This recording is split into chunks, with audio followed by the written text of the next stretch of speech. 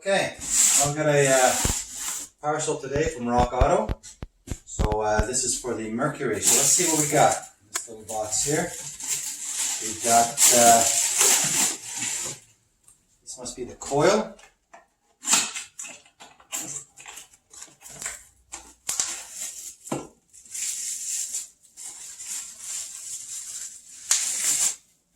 New coil. I didn't order the cheapest, not the most expensive, just a basic coil.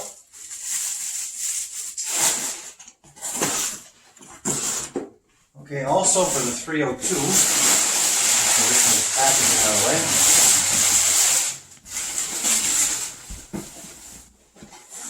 We got a new starter. Starter for the 302. So, now, when I was doing my research on the starter,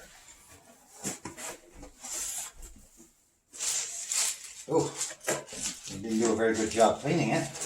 Remanufactured starter. There it is for the 302. Jeez, it almost looks like an old core. Anyway. And I also got a distributor.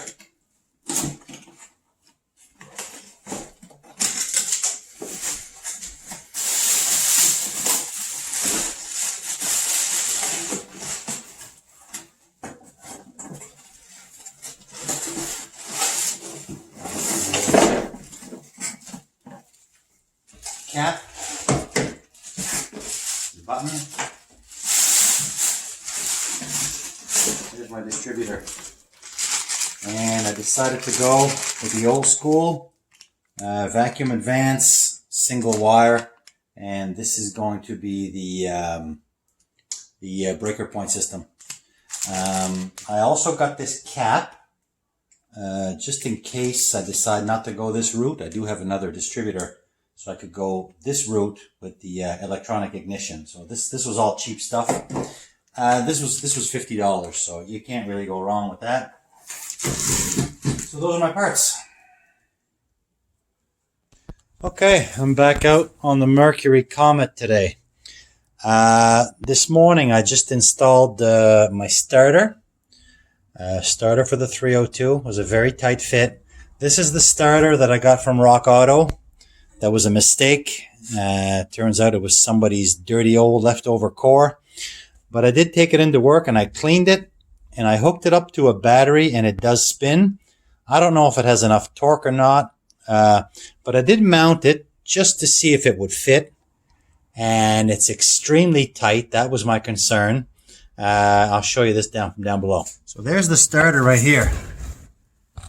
Hopefully you can see that. There's the starter, and there's the steering linkage.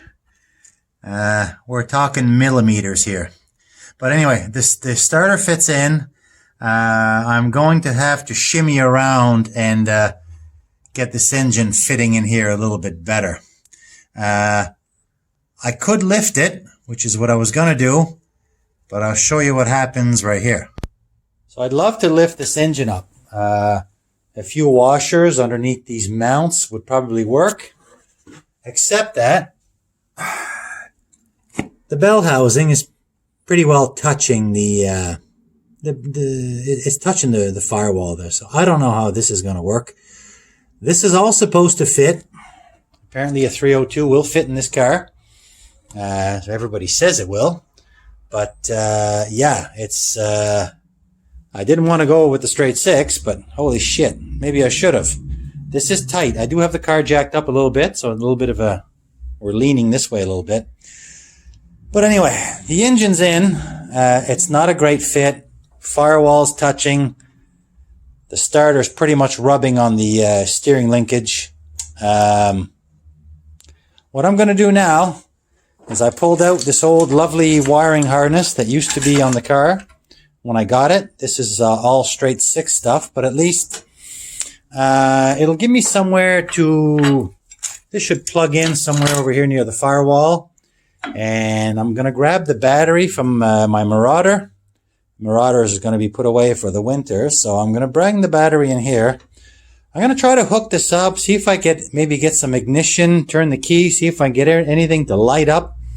and maybe I could somehow, I don't know, this is the old voltage regulator and that. That's probably not going to work with the more modern alternator that I'm trying to use. But anyway, I'm going to try to hook this up. Got the old relay here. I do have some on order. I will remount this and maybe see if I could get this engine to spin. That'd be one step in the right direction. Not sure if this is going to work. This is a bit of a rat's nest. It's very old. But I'm going to piddle with it. See if I can get anywhere. Going to go get the battery now from the Mercury. Okay, so literally 5 minutes after I installed this old relay, the FedEx truck showed up. And I got my new relay from Rock Auto. So I'm going to swap these around. I think I'm going to disconnect a few things. I think I'm going to just try to see if I could get power. Well, I know the starter will spin. So I'm going to see if I can just hook this up crudely and see if I get a signal back through the firewall to the key to see if the key will power this up and maybe turn that starter. Okay, let's try this right now. Okay, so I got the new starter relay installed. I've got this old cable hooked up from the first port on the relay to the positive of the battery. I got the other end. I've got a wire that's just loosely attached to the starter down there. And for my negative, I'm just using a set of jumper cables that I've got the block ground down. So I was able to turn this engine over. So the starter does turn the engine over. And I'm just going to simulate with this little wire that I got looped here. Hopefully this will work again.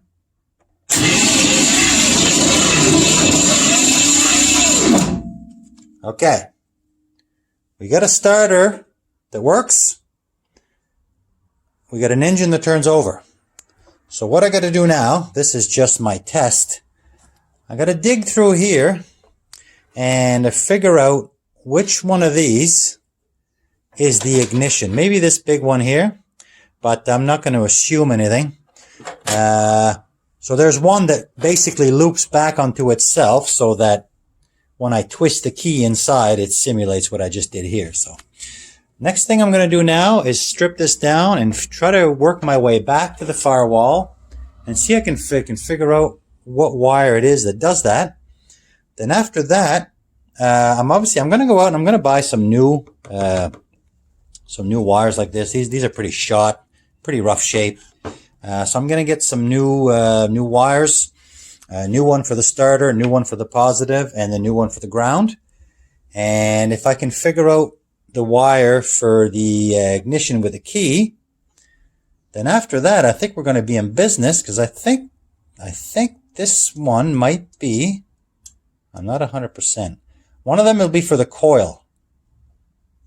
I'm not sure which one yet, but we're going to eliminate a little at a time.